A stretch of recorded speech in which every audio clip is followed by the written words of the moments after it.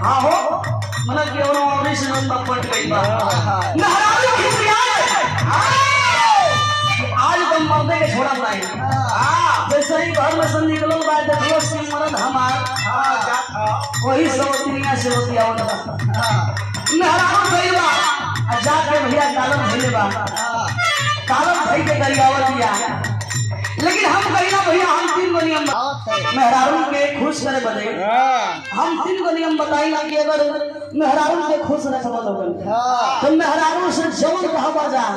मेहरारू वो काम करी मतलब काम घर का मेहरारू बोले नहीं बनची अरे इशारा बनची आज जब की फलनिया आज गोबर कहाँ जाएगा चाहिए तो गोबर नहीं करे हाँ तो बोल के भैया लेना पानी कही के गोरू चूल्हा के खिया पिया दे खेते लेके जाए के हम गोबर तो खेते गोबर लेके राज गए भैया खेत में मानो और काम रही वो में देख ली है मनो मेहरारू में खाली बस खुश रखबा लोगन तब हम 3 गो नियम बताई ना हम 7 गो नियम आप लोगन के बता दी आप लोगों ने फॉलो करी भाई आप लोगों को काम एकदम सोचत बता दी भैया सबसे ज्यादा इनकी जरूरी है अपने बीवी का दोनों क्या दोनों हो दोनों क्या भैया अपने बीवी का दोनों बड़े प्यार से दबाना चाहिए हम तो रोजा दबाइला दबावे ना तो के मिललो होई कि नहीं हाँ हमके तो रोजा मिलेला दबावे के आप लोग गलत मत समझिए हम गलत कुछ नहीं बोला आप लोगों के बतिए के अर्थ हम समझा दे बिरहा गवैया भैया कबो गलत नहीं बोले ना जोर बोली हां मेरे अर्थ रही व्यर्थ ना जाए दबावे भैया तू दबावे ना ना ना दबावे ना नहीं यार तुम दबावे ना जा हां दोनों तरह से दबाते हैं हम दोनों के निकला भैया अरे भैया हाँ नहीं आप लोग सच है सच बात है कि आप लोग उठाते हैं क्या उठाते हैं मैं ये भी बता दूंगी तो आप लोग क्या दबाते हैं भैया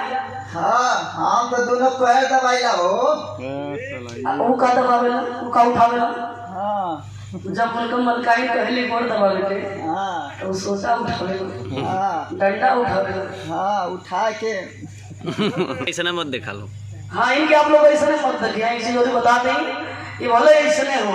करिया हुआ छोटा हुआ लेकिन इनका मेहरारू 1 नंबर का हीरोइन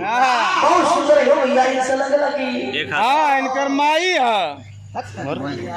बैठ जाए क्या भागे लग रहा है कहूं भी कुछ जाने का सुन के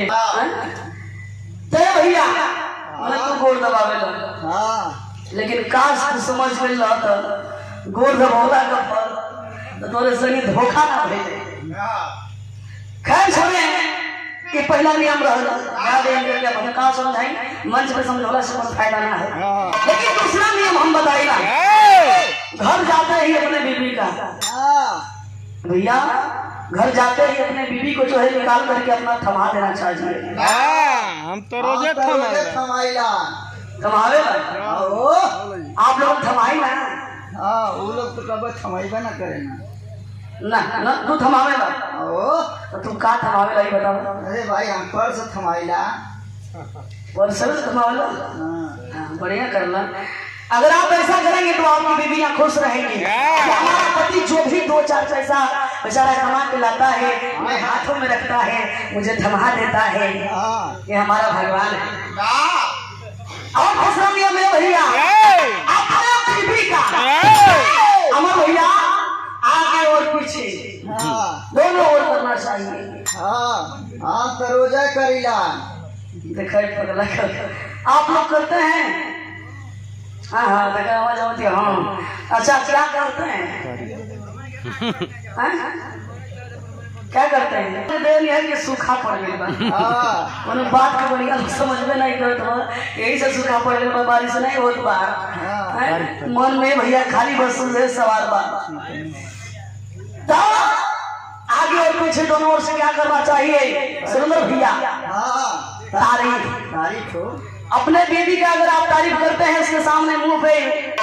बहुत अच्छी है मेहनती है सज्जन है सुशील है हाँ और उतना ही नहीं गांव में अगर जा रहे हैं आप किसी से बतिया रहे हैं बात कर रहे हैं कि हमारी बीवी बहुत बढ़िया है हाँ सज्जन है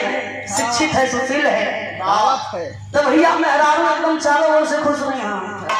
काम एकदम चौचक हुई लेकिन